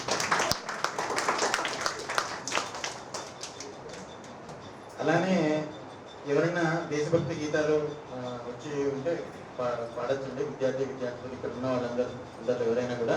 ఫస్ట్ మనం అనుకుంటాం ఆ పని మనం చేయగలుగుతామా లేదండి. ఎందరైనా సరే ఫస్ట్ ఒక పని చేయాలంటే మనం దీన్ని చేద్దాం అని అనుకుంటే ఏదైనా చేయగలుగుతాం. చిన్న పాట. అనుకుంటే కానిది ఏమున్నది, మనిషి అనుకుంటే కానిది ఏమున్నది, చలిచీనే ఆదర్శం పని కాదా నీ దైవం చేయనా సాహసం నీ జయం నిశ్చయం. అనుకుంటే కానిది ఏమున్నది, మనిషి అనుకుంటే కానిది ఏమున్నది, చిలిపి బాలుడు అనుకుంటే చిటికెనేడు అనుకుంటే కృష్ణుడెత్తలేడుగా గోవర్ధన భారం, సీతగాని లేకుంటే చేతగాదు అనుకుంటే విల్లు విరువలేడుగా శ్రీరాముడు సైతం. ఏ చీకటి ఆపునురా రేపటి విజయం, ఏ చీకటి ఆపునురా రేపటి ఉదయం, ఏ ఓటమి ఆపునురా రాగల విజయం. ఓరిమే నీ బలం లోకమే నీ వశం, చేయరా సాహసం నీ జయం నిశ్చయం. అనుకుంటే కానిది ఏమున్నది, మనిషి అనుకుంటే కానిది ఏమున్నది. ధన్యవాదాలు. చాలా బాగుపడామమ్మా.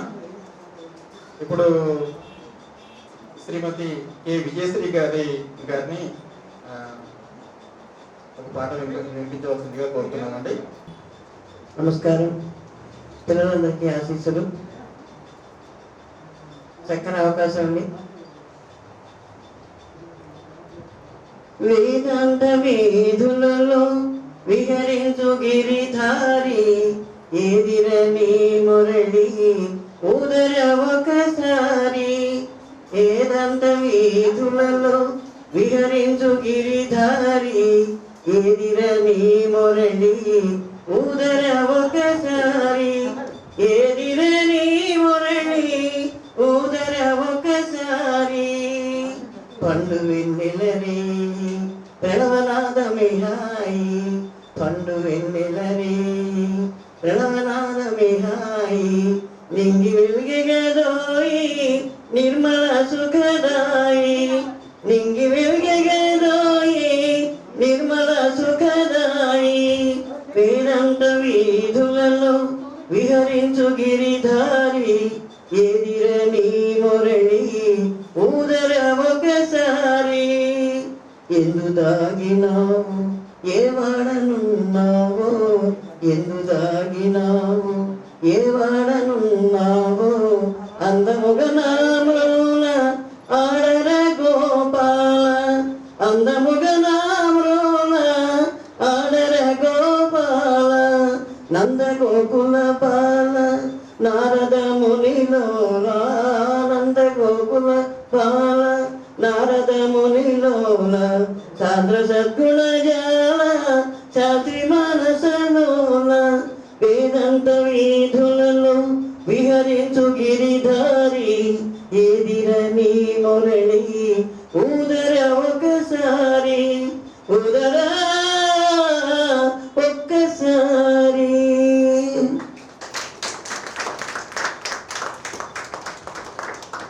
చాలా బాగా పాడారు.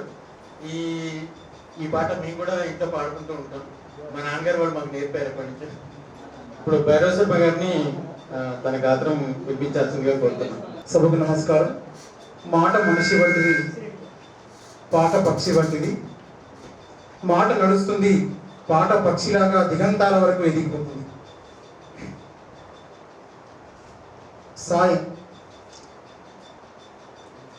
మనకు చేతనైన సహకారం చెయ్యాలని, మనము పుట్టిందే పరులకు ఉపకరించాలని, అదే చెయ్యాలని ఆచరించాలని, మనిషి జన్మలకే సార్థకము పొందాలని.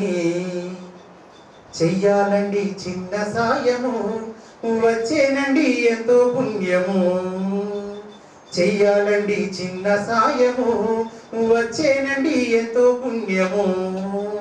ఘనంగా అనంగా మనం కలకాలం సంతోషంగా చెయ్యాలండి చిన్న సాయము, వచ్చేనండి ఎంతో పుణ్యము. ప్రభువత్తి కరుగుతోంది వెలుగునివ్వగా, ఆ చిన్న చెట్టు పెరుగుతోంది నీడనివ్వగా. అవునా కాదా ఇది వినలేదా?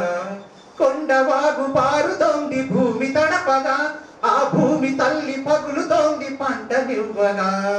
అవునా కాదా ఇది వినలేదా? జీవములే లేనివవి ఆదర్శమైనవి, జీవములే లేనివవి ఆదర్శమైనవి. యోచనున్న మనుషులము చేయకుంటే తగునా? చెయ్యాలండి చిన్న సాయము, వచ్చేనండి ఎంతో పుణ్యము. చెయ్యాలండి చిన్న సాయము, వచ్చేనండి ఎంతో పుణ్యము. ఘనంగా అనంగా మనం కనకాలం సంతోషంగా. ఉన్నదంతా దానమిచ్చెనంతి దేవుడు, వెన్ను పూసలే ధరించెనిచ్చే చూడుడు. కథ కాదండి ఇది నిజమేనండి, తనువులోని మాంసమిచ్చే శిభిమాన్యుడు, ఫ్రెండు కొరకు ప్రాణమిచ్చే ధీరకర్ణుడు. కథ కాదండి ఇది నిజమేనండి, బైబిలులో వ్రాసినవి ఖురానులో చెప్పినవి, బైబిలులో వ్రాసినవి ఖురానులో చెప్పినవి, కృష్ణ గీతలో ఉన్న సారాంశం ఒక్కటే. చెయ్యాలండి చిన్న సాయము, వచ్చేనండి ఎంతో పుణ్యము. చెయ్యాలండి చిన్న సాయము, వచ్చేనండి ఎంతో పుణ్యము. ఘనంగా అనంగా మనం కలకాలం సంతోషంగా. Thank you sir.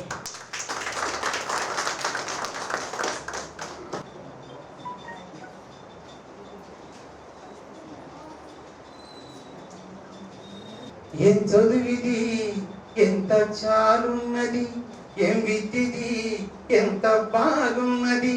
ఏం చదువిది ఎంత చాలున్నది, ఏం విద్యది ఎంత బాగున్నది. చిరు విద్యకు కావాలి శ్రద్ధలు అంది, అక్షరాలు అందంగా అల్లుకున్నది, పదిలంగా పుస్తకములు ఒదిగి ఉన్నది. ఏం చదువిది ఎంత చాలున్నది, ఏం విద్యది ఎంత బాగున్నది. తెలుగు తెలివితేటలన్నీ తేలిగ్గా నేర్చేస్తే, తెలుగు పండితుణ్ణి నన్ను చేస్తానన్నది. ఆంగ్లాన్ని అంతటిని ఆదమరిచి చదివేస్తే, అందరిలో నన్నే మెప్పిస్తానన్నది. విద్య కన్న ముందు ఉండాలి వినయము, విద్యార్థులు చెయ్యాలి దేశ పయనము. సినిమాలు శిఖాలేమో మానమన్నది, చెడు బాటలు విడిచి నన్ను కదలమన్నది. తీరా చదువులు కావాలి శ్రద్ధ అన్నది. ఏం చదువిది ఎంత చాలున్నది, ఏం విద్యది ఎంత బాగున్నది. చిరు విద్యకు కావాలి శ్రద్ధలు ఉంది, అక్షరాలు అందంగా అల్లుకున్నది. పదిలంగా పుస్తకములు ఒదిగి ఉన్నది. ఏం చదువిది ఎంత చాలున్నది, ఏం విద్యది ఎంత బాగున్నది. శ్రీ చొక్కాపు వెంకటరమణ గారిని ఆహ్వానిస్తున్నామండి. వారు రెండు మాటలు మాట్లాడారు. అందరికీ నమస్కారం. ఈవేళ చిమ్మపూడి ఫౌండేషన్ ఒక మంచి సంస్కృతిని కొనసాగించడం కోసం మంచి కార్యక్రమం ఏర్పాటు చేశాను. 10 మంది ఇక్కడ బొమ్మల కొలువు లేక చక్కగా ఈవేళ దసరా అనిపిస్తుంది నాకు. 10 మంది 9వ తరగతి 10వ తరగతి చదివే బాలబాలిక చక్కటి కథలు చెప్పారు ఇప్పటివరకు. వాళ్ళతో పాటు ఇద్దరికి ఈవేళ పురస్కారాలు కూడా ఇస్తున్నారు. శ్రీమతి కె విజయశ్రీ గారు, అలాగే కొవ్వాడ స్వప్న గారు. అయితే ఈ సందర్భంగా చిమ్మపూడి ఫౌండేషన్ త్యాగరాయ కాంసాల సంయుక్తం చేస్తున్న ఈ కార్యక్రమంలో ముందుగా మా గురుతుల్యులు విహారి గారు, నేను చిన్నప్పటి నుంచి ఆయన రాసిన కథలు చదువుతూ ఎదిగినవాడిని. ఎంతో సీనియర్ రైటర్ వారు ఈవేళ రావడం నాకు చాలా ఆనందంగా ఉంది. నేను చాలా సంవత్సరాల కిందట పెద్దవాళ్ళ కోసం రాసిన కథలు గానం అనే ఒక పుస్తకానికి ముందు మాట రాశారు, అద్భుతమైన మాట. ఆ తర్వాత త్వరలోనే నీటిలో నాన్ననేయడానికి ఒక పుస్తకం నాకు రాబోతుంది. ఆ గానం సంకలనంలోని కొన్ని కథలు, తర్వాత రాసిన కథలు కలిపి మళ్ళీ పుస్తకం వస్తుంది. ఆ ముందు మాటని ఎంత గొప్పగా నా జీవితాన్ని ఆవిష్కరించారంటే, ఆ ముందు మాట మళ్ళీ వారి పర్మిషన్తో దాంట్లో వాడుకోవాలని అనుకుంటున్నాను. తర్వాత వారికి పాదాభివందనం చేస్తూ, ముఖ్యంగా ఈ పిల్లలు చెప్పిన కథలు నేను కొంచెం లేట్గా రావడం వల్ల కొన్ని కథలు వినగలిగాను. ముందుగా ఈ పిల్లలకి, ఆ పిల్లల తల్లిదండ్రులకి శుభాకాంక్షలు తెలియజేస్తాను. ఎందుకంటే నేను ఇదే త్యాగరాయ గారి సభలో 100 నిమిషాల్లో 100 కథలు చెప్పి వరల్డ్ రికార్డు క్రియేట్ చేశాను. అయితే ఒక ఆయన అడిగాడు, ఏమంటే 100 నిమిషాల్లో 100 కథలా అంటే నిమిషానికి ఒక కథ అనమాట. నిమిషానికి ఒక కథ కాదండి, అర నిమిషం కథలు ఉన్నాయి, పావు నిమిషం కథలు ఉన్నాయని చెప్పాను. అబ్బా, అర నిమిషం కథలు, పావు నిమిషం కథలు కూడా ఉంటాయా? ఏది చెప్పండి నాకు, 1 నిమిషం కథ చెప్పండి అన్న. 1 నిమిషం కథ చెప్పండి అంటే ఒక కథ చెప్పండి. ఎందుకంటే మీరు ఎందుకు చెప్తున్నానంటే, చక్కటి కథలు చెప్పే సంస్కృతి సమసిపోతుంది. మా చిన్నతనంలో తాతయ్యల అమ్మమ్మలో దగ్గరుండి కథలు చెప్పేవాడు. ఆ కథలతో నీతి బోధించేవాడు, వ్యక్తిత్వ వికాసం కలిగించేవాడు. ఇప్పుడు వేరే రాష్ట్రం నుంచి వచ్చి పర్సనాలిటీ డెవలప్మెంట్ కోర్సులు చెప్పి ఫీజులు వసూలు చేసి చెప్తున్నారు. అది మన తాతయ్యలు అమ్మమ్మలు ఎప్పుడో చేశారు. ఆ సంస్కృతి ఇప్పుడు లేదు. కథలు చెప్పి అమ్మమ్మలు తాతయ్యలు ఇళ్లలో లేరు, ఇప్పుడు ఓల్డేజ్ హోముల్లో ఉంటున్నారు. అమ్మా నాన్న ఉద్యోగ బాధ్యతలతో ఉరుకుడు పరుగుల మీద ఉన్నారు. పిల్లల మొన్నైతే లాక్డౌన్ వచ్చింది, అంతకుముందు పొద్దున్న 6 గంటల నుంచి రాత్రి 11 గంటల దాకా చదువు చదువు చదువు అని ఉంటే రాచి రంపాన్ని పెడుతున్నారు పెద్దవాళ్ళు పిల్లలు. వాళ్ళు చదవటం అనేది అర్థం చేసుకొని చదవాలి, అంతేగాని ర్యాంకుల కోసం బట్టి పట్టకూడదు. అది నా ఉద్దేశం. అంతవరకు ఎందుకు? ఇలాంటి పేరెంట్స్ పరిస్థితి ఎలా ఉందంటే, ఎలా ఆ పిల్లలు ఎన్ని మార్కులు వచ్చినాయి నీకు అని అంటే 95 వచ్చినాయి నాన్న అంటే, వేదవా 5 మార్కులు ఏం చేసావు, ఎందుకు తగ్గినాయని కొడుతున్నారు, ఎత్తి కొదేస్తున్నారు. అదే మా కాలంలో అయితే ఎన్ని వచ్చినాయిరా అంటే 35 వచ్చినాయి నాన్న అంటే, వెరీ గుడ్, పాస్ మార్కులు వచ్చినాయి, ఈసారి గట్టిగా చదువు, ఈసారి 40 వస్తాయి అని ప్రోత్సహించేవాడు. మరి 98 వచ్చినాయి అన్న 2 మార్కులు ఏమైనాయి అని తిట్టే కొట్టే తల్లిదండ్రులు ఉన్నప్పుడు పిల్లలు ఏం చదువుతారండి? చాలా అన్యాయం కదా. అలాగే ఈ రిజల్ట్స్ వచ్చినాయి అంటే ట్యాంక్ బండ్ నుంచి దూకేస్తున్నారు పిల్లలు. ఎందుకు? టెన్షన్ వెళ్ళిపోయింది పిల్లలకి. ఇంటికి వెళ్తే అమ్మ నాన్న ఏమంటారు అని భయం. ఇప్పుడు ఆ ఆత్మహత్యలకి లేవు అప్పుడు మా చిన్నతనంలో. ఎందుకంటే ఆ కౌన్సిలింగ్ చేసే అమ్మమ్మలు తాతయ్య ఇళ్లలో ఉండేవాడు. ఒకడు తప్పి ఆ రిజల్ట్ వచ్చి ఇంటికి వచ్చాడు, ఇలా మెల్లగా వెళ్తున్నాడు పిల్లిలా, ఆ తాత పిలుస్తాడు, ఒరే ఇలా రా దగ్గరికి వచ్చి, ఏంటి తాతయ్య నీ రిజల్ట్ ఏమైందిరా? తాత చంపేస్తా తాతయ్య అని అంటాడు. నాన్న చంపేస్తాడు నువ్వు చెప్పగానే. ఒరే వాడెవరా నేను చంపడానికి, వాడు 3 సార్లు చెప్పాడు. అంచేత నేను మీ నాన్నతో చెప్తాను కానీ ఈసారి గట్టిగా చదువు, సెప్టెంబర్లో పాస్ అయిపోతాను. అది వాడు కూలి అయిపోయాడు, బ్రహ్మాండంగా చదివాడు. అలాంటి పరిస్థితులు లేవండి. ఇలాంటి పిల్లల్ని చూస్తూ ఉంటే నాకేమనిపిస్తుందంటే, ఇంతకుముందు 50 ఏళ్ళు దాటితే బీపీలో షుగర్లు వచ్చాయి. ఇప్పుడు ఎల్కేజీ స్థాయి నుంచే పిల్లలకి బీపీలో షుగర్లు వస్తాయి. వాళ్ళలో స్ట్రెస్ పెరిగిపోతుంది, టెన్షన్ పెరిగిపోతుంది. అలాంటి ఒక పాప ముందు వసారాలో కూర్చొని, గదిలో కూర్చొని చదువుకుంటుంది. వాళ్ళ మార్కెట్ నుంచి కూరగాయలు తీసుకుని వచ్చింది. ఏమైనా చదువుతున్నావా నిద్రపోతున్నావా అని వచ్చింది. అమ్మ చదువుతున్నానమ్మా అని. ఓహో అని లోపలికి వెళ్ళిపోయింది. వాళ్ళ నాన్న బ్రీఫ్ కేసు పట్టుకుని వచ్చాడు ఆఫీస్ నుంచి. ఏమైనా సగంపై నిద్రమోహమా అని అన్నాడు. చదువుతున్నానన్న లోపలికి వెళ్ళిపోయింది. వాడు అన్న క్రికెట్ కిట్ పట్టుకుని వచ్చాడు. ఎప్పుడు పుస్తకం ముందు వేసుకొని కురుకుతూ ఉంటావు, సగంపై అని అన్నాడు. చదువుతున్నానన్నయ్య. వాళ్ళ అక్క ట్యూషన్ నుంచి వచ్చింది. సగంపై నిద్రమోహం, ఎప్పుడు పుస్తకం ముందు వేసుకొని కురుకుతూ ఉంటావు అంది. చదువుతున్నాను అక్క. పక్కింటి వాడు వచ్చారు, చదువుతున్నారా అని. చదువుతున్నాను. చుట్టాలు వచ్చారు, చదువు అని అన్నాడు. చదువుతున్నాను. ఆ పాపకి బుర్ర వేడికిపోయింది. దేవుడా అని గట్టి గావకాకిపోయింది. దేవుడు ప్రత్యక్షమయ్యాడు. ఏంటమ్మా పాప నన్ను పిలిచావు? దేవుడా నా మానాన్ని నేను శ్రద్ధగా చదువుకుంటుంటే ప్రతి వాళ్ళు వచ్చి చదువు అంటున్నారు. నా బుర్ర వేడికిపోయి పిచ్చెక్కేట్టుంది. వీళ్ళందరి బాధ నుంచి నన్ను రక్షించి దేవుడా. అయితే బాగా చదువమ్మా అన్న. దేవుడు కూడా రక్షించలేని పరిస్థితిలో ఉన్నారు మన పిల్లలు.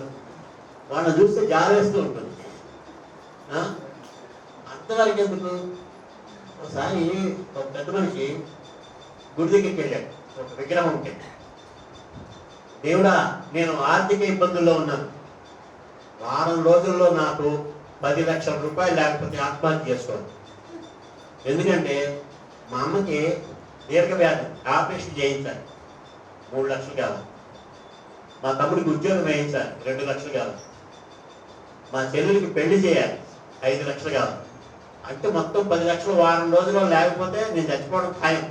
అందుకని నీకు వార్నింగ్ ఇస్తున్నాను, వారం రోజుల్లోగా 10 లక్షలు రావాలి నాకు లాటరీలో, లేకపోతే చచ్చిపోతా అని చెప్పి చెప్పాడు. వారం అయింది, లాటరీలో 10 లక్షలు రాలే. మళ్ళీ వచ్చాడు. దేవుడా లక్కీగా నాకు 2 రోజులు వెసులుబాటు వచ్చింది. నేను చెప్తే వినిపించుకోవట్లేదు, నువ్వు ఉన్నావా లేవా అని అనుమానం వస్తుంది.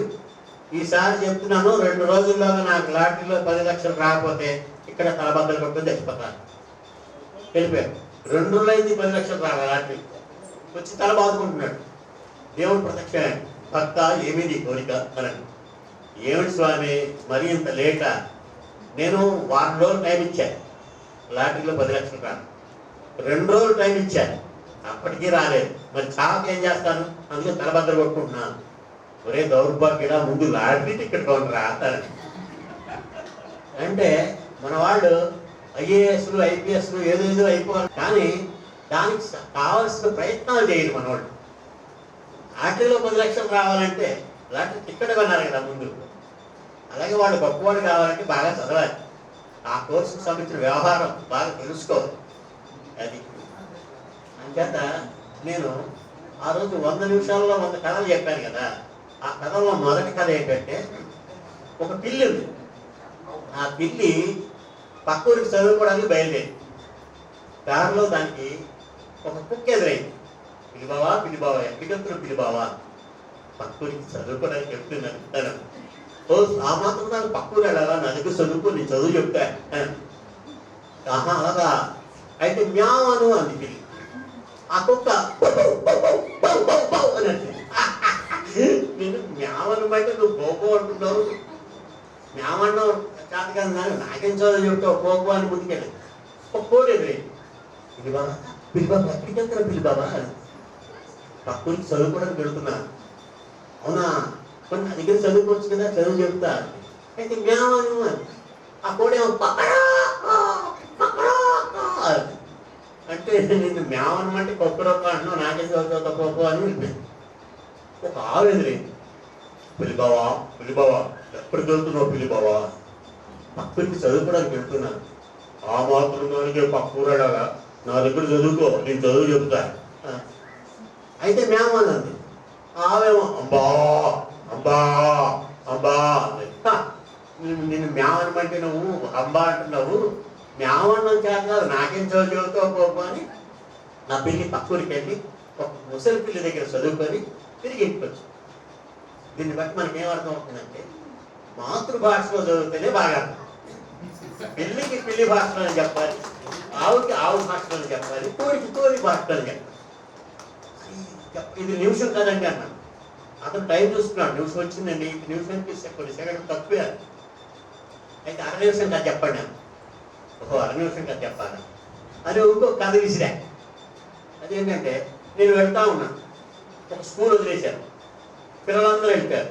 ఒక పిల్లవాడు అక్కడ ఒంటరిగా కూర్చొని ఉన్నాడు దిగులుగా. అయ్యో పాపం ఇంటికి తీసుకెళ్ళడానికి ఎవరు వస్తారు దగ్గరికి వెళ్ళి బాబు అని అంటాం. ఆ పిల్లవాడు నన్ను నా వైపులా చూశాడు. బాబు నిన్ను ఇంటికి తీసుకెళ్ళడానికి మీ అమ్మ వస్తుందా అని అన్నాడు. నాకు అమ్మ లేదుగా అని అన్నాడు. అయ్యో బాబు అనుకొని పోయి మీ నాన్న వస్తాడా నాన్న అని అన్నాడు. నాకు నాన్న లేదుగా అన్నాడు. అయ్యో అమ్మ నాన్న లేని అనాథ ఎవరు తీసుకెళ్తారు ఏముంటుంది అని మనసు బాధ కలిగింది. మరి ఇంటికి తీసుకెళ్ళడానికి ఎవరు వస్తారు నా నాన్న నిన్ను తీసుకెళ్ళడానికి అంటే మా మమ్మీ డాడీ వస్తారు అని. అయ్యో తెలుగు నీ పరిస్థితి అలాగైపోయింది. ఈ రోజుల్లో పిల్లలకి మా అమ్మ నాన్న అంట అనడమే తెలియదు, మమ్మీ డాడీ అని అంటున్నారు అని అంటే థ్యాంక్ యూ కొట్టచ్చు, సపోర్ట్ కొట్టచ్చు, నేను ఆనందం. అయితే ఆయన కొంచెం కోపం వచ్చింది. ఏమన్నా సార్ ఇంగ్లీష్ ని తక్కువ చేసి మాట్లాడుతున్నాడు, అదేమో తక్కువ లాంగ్వేజ్ అని. దానికి ఒక కథ ఉందండి, పావులు నిమిషం కదా అని. చెప్పడు చెప్పండి. ఒక ఎలక ఉంది, ఆ ఎలక పిల్లలు తీసుకొని షికారుగా బయలుదేరి కొంచెం దూరం వెళ్ళగానే ఒక పిల్లి అంటే మీద పడింది. పిల్లలన్నీ చాలా చెదిరైపోయింది. అప్పుడు ఎలక పిల్లలందరినీ ఏం పర్లేదు రెండు దగ్గరికి చేర్చి ఆయన గొంతు సావరించు. దానికి మిమిక్రీ వచ్చు. ఆ ఎలక గొంతు సావరించుకొని అని వచ్చింది. దెబ్బతో పిల్లి పారిపోయింది. పిల్లి పారిపోగానే అప్పుడు ఎలకంది పిల్లలతో చూసారా అవసరానికి సెకండ్ లాంగ్వేజ్ మనకు వస్తుందని చెప్తారు. అందుకనే ముందు మాతృభాష చదువుకోండి, బాగా అర్థం చేసుకోండి. ఆ తర్వాతే ఎన్ని లాంగ్వేజ్లన్నా నేర్చుకోవచ్చు, ఈజీగా వస్తాయి. డైరెక్ట్గా వేరే లాంగ్వేజ్కి వెళ్తే తెలుగే అర్థం కానివాడికి ఇతర భాషలు ఏం అర్థం అవుతాయి. అందుకని వీళ్ళందరినీ చూస్తుంటే మా చిమ్మపొడి గారు గవర్నమెంట్ స్కూల్ పిల్లల్ని సెలెక్ట్ చేశారు. నిజం చెప్పాలంటే తెలుగు గవర్నమెంట్ స్కూల్ పిల్లల్లోనే బతుకుంది. వాళ్ళకే తెలుగు బాగా బిఏ చదివినోడు ఎంఏ చదివినోడు కూడా తెలుగులో లీవ్ లెటర్ రాయాలంటే 6 లైన్లలోని 12 తప్పులు. వీళ్ళని అడగండి బ్రహ్మాండంగా తెలుగు రాస్తారు, తెలుగు చదువుతారు, తెలుగు చెబుతారు. ఇదంతా విన్నారు కదా. అదన్నమాట కాదు. కథలు చెప్పే సంస్కృతి మళ్ళీ రావాలి అని నేను కోరుకుంటున్నాను. అలాగే కథలు చెప్పే సంస్కృతి ఎందుకు పోయింది అంటే జాయింట్ ఫ్యామిలీ సిస్టమ్ పోవడం అని. జాయింట్ ఫ్యామిలీ సిస్టమ్ మళ్ళీ రావాలి, తాతయ్య రామమ్మలు ఇళ్లలో ఉండాలి, వాళ్ళు కథలు చెప్పాలి, మళ్ళీ మనల్ని మోటివేట్ చేయాలి అనేది నా కోరిక. అయితే ఈ సందర్భంగా ఒక చిన్న జోక్ లాంటి కథ చెప్తాను, చెప్పనా? ఆయన కొత్తగా స్కూటర్ కొన్నాడు. స్కూటర్ మీద బయలుదేరాడు. రై అని వెళ్తున్నాడు. బ్యాలెన్స్ తప్పి పక్కన ఉన్న కాలంలోకి పడిపోయింది. మాకి ఎంత దెబ్బలు తగిలి రక్తం వస్తుంది. తల పైకి చూశాడు, ఎదురుగా ఒక అందమైన అమ్మాయి నిలబడి, ఏమంటే మేము మోచేతికి బాగా దెబ్బలు తగిలి రక్తం వస్తుంది, నేను నర్సుని, పక్కనే మా ఇల్లు ఉంది, మీకు మందేసి కట్టుకడతాను, మా ఇంటికి రండి అని. వద్దులేండి మా ఆవిడ ఏమన్నా అనుకుంటుంది అని. అయితే చేయికి బాగా దెబ్బ తగిలింది కదా, ఇప్పుడే నేను కట్టుకట్టి రక్తం పోతుంది రండి అని మొహమాట పెట్టేసరికి వెళ్ళాడు. ఇలా చేయంత కడిగి మందేసి కట్టుకట్టింది. థ్యాంక్స్ అమ్మా వెళ్ళొస్తాను. ఏమంటే ఎలాగో వచ్చారు కదా కాఫీ తాగాలండి. వద్దులేమో మా ఆవిడ ఏమని అనుకుంటుంది. మీ ఆవిడ ఎక్కడో మీ ఇంట్లో ఉంది, ఆవిడ ఎందుకు అనుకుంటుందండి మీరు మరీ నువ్వు చారస్తావు అక్కడ. లేదు అక్క ఆ కారంలోనే ఉంది అని అంటుంది. అట్లాగా కథలు చెప్పేటప్పుడు స్టోరీ అంటే స్టోరీకి అబ్రివేషన్ అవుతుంది. నేను story telling class room story telling for teachers అని దాదాపు ఒక 15-20 స్కూళ్ళలోని వర్క్షాప్స్ కండక్ట్ చేశారు. టీచర్లు కథల్ని పాఠాలని కథల్లో చెప్తే బాగా అర్థం అవుతుంది అని ఉద్దేశం. స్టోరీ అంటే ఎస్ అంటే నమస్కారం సార్ శ్రీ త్యాగరాయ గాంసల అధ్యక్షులు జనార్దన్ మూర్తి గారికి స్వాగతం, నమస్కారం. ఆయన కేంద్ర సెన్సార్ బోర్డు సభ్యులుగా అవ్వడం మా అందరికీ కళాకారులందరికీ చాలా గర్వకారణం. కాకుండా వారు ఈ త్యాగరాయ గానసభలో 4 వేదికల్ని 360 రోజులు ఉచితంగా ఇచ్చి కళాసేవ చేస్తున్నారు. కళాకారులకి జీవితాన్ని ఇస్తున్నారు. స్టోరీ టెల్లింగ్, ఎస్ అంటే సబ్జెక్ట్, మనం చెప్పే సబ్జెక్ట్ మనం దృష్టిలో పెట్టుకోవాలి. ఏ సబ్జెక్ట్ నేను చెబుతున్నామా అని. టీ అంటే టైం లిమిట్. స్టోరీ టెల్లింగ్లోని కథలో రాయడం అప్పుడు ఎంతైనా రాయొచ్చు, 4-5 పేజీలు. స్టోరీ టెల్లింగ్లో మాత్రం 3 నుంచి 5 నిమిషాలు కథ మాత్రమే చెప్పాలి. అంటే అది విని ఇంటికెళ్ళి వాడు అక్కతోనో అన్నతోనో లేకపోతే అమ్మతోనో ఎవరితోనో కథ చెప్పగలిగేట్టుగా గుర్తుండాలి. అలా కాకుండా 7 చేపలు నేను 7 చేపల కథ రాశాను అని చెప్పి అనగానగా ఒక రాజు అంటే ఆ చేప ఎందుకంటే లేదా కథ చెప్పి ఇది నేనే రాశానంటే నవ్వుతాను. అందుకే ఒరిజినాలిటీ ఉంది. మా విహారీ గారు మా చిన్నప్పటి నుంచి నేర్పిన ఒరిజినాలిటీ. అంటే రేషనల్ థింకింగ్, అంటే హేతు దృక్పథంతో కథలు రాయాలి. మనం రాసే కథ మూఢనమ్మకాన్ని అభివృద్ధి చేసేది కాకుండా హేతు దృక్పథంతో మనం కథలు రాయాలి. వై అంటే యూత్ఫుల్నెస్, ఎప్పటికప్పుడు కొత్తగా ఉండాలి కథ. నేను ఆట కథలు పాట కథలు అంటే 2 రకాలు. ఆట కథలు చెప్తాను, మీ ఇద్దరు ఇట్లా రండి. కథ చెప్పేటప్పుడు ఊ పడతారు కదా, ఊ పట్టాలా కథ చెప్పేటప్పుడు. అనగానగా ఒక రాజు, గట్టిగా చెప్తారు. అనగానగా ఒక రాజు. నేను కథ చెప్తే మీరు ఊ పట్టాలి, గట్టిగా వాళ్ళకి వినపడాలి, టైంలో లేకుండా. అనగానగా ఒక రాజు, ఆ రాజుకి 7 కొడుకులు. వద్దులే మాట్లాడాలి. అనగానగా ఒక రాజు, ఆ రాజుకి 2 కొడుకులు. ఒకటి పేరు గచ్చు, ఇంకొకటి పేరు గిచ్చు. గచ్చు అడుగుతాడు, ఇంకెవరన్నా ఇది ఆట కథ. ఇలాగా మా చిన్నప్పుడు మేము ఆడుకునేవాళ్ళం ఆట కథ. అంటే గిచ్చాలంటే పరిగెత్తు ఉంటుంది, మనం కూడా వెంట పరిగెత్తుకునేది కాసేపు ఆడుకోవడం. ఇది ఆట. ఇంకొక ఒక రైల్వే స్టేషన్, రైల్వే స్టేషన్లో ఒక బోర్డు ఉంది. ఆ బోర్డు మీద ఆ ఊరి పేరు ఉంది. ఆ ఊరి పేరు ఏంటి? కాకినాడ. కాకి భయపడుతున్నాం, నిన్ను గిచ్చడం. కాకినాడ. దాని మీద ఒక కాకి వాలి, కా మీద రెక్క వేసి, రెక్క అంటే తెలుసా? కా మీద రెక్క వేసింది. ఓకేనా? ఓకేనా? తెలుగులో చెప్పమ్మా. కీ మీద రెక్క వేసింది, డా మీద రెక్క వేసింది. కా మీద రెక్క వేసింది, కీ మీద రెక్క వేసింది, డా మీద రెక్క వేసింది. ఇక దేని మీద వేయాలి? కాకినాడ. దేని మీద వేయాలి? కా మీద వేసింది, కీ మీద వేసింది, డా మీద వేసింది. ఇక దేని మీద వేయాలి? దేని మీద? దేని మీద? నా మీద రెక్క వేసాడు. చీ. ఇలాంటి 3 కథలు ఉన్నాయి. ఇవి ఆట కథ. పాట కథలు ఉన్నాయి, ఇంకా చాలా ఉంది. కుక్కకు మాంసం దొరికింది అని అలాంటి కథలు ఉన్నాయి. హిందీలో ఉంది కాకి కడవ, ఏక్ కవ్వా ప్యాజాత. ఎవరికి వచ్చింది? ఎవరు చెప్తారు? ఏక్ కవ్వా ప్యాజాత. బాగా చెప్పండి కథలు, ఎక్స్ప్రెషన్తో చెప్పండి, మాడ్యులేషన్తో చెప్పండి, యాక్షన్తో చెప్పండి. ఇందాక చెప్పాను నాకు కొంచెం మిమిక్రీ వచ్చు, చిన్నప్పుడు మిమిక్రీ చేసేవాడిని. అందుకని కుక్క, పిల్లి వాటి వాయిస్ ఉంటుంది కథ చెప్పగలిగాను. అందుకని మిమిక్రీతో కథలు చెప్పచ్చు, మ్యాజిక్తో కథలు చెప్పచ్చు, పపెట్స్తో కథలు చెప్పచ్చు, పాప్ ఆఫ్ బుక్స్తో కథలు చెప్పచ్చు, డ్రాయింగ్తో కథలు చెప్పచ్చు. ఇవన్నీ ప్రాక్టీస్ చేయండి. కథలు చెప్పేటప్పుడు ప్రాప్స్తో కథలు చెప్తే ఇంకా ఎఫెక్టివ్. Thank you.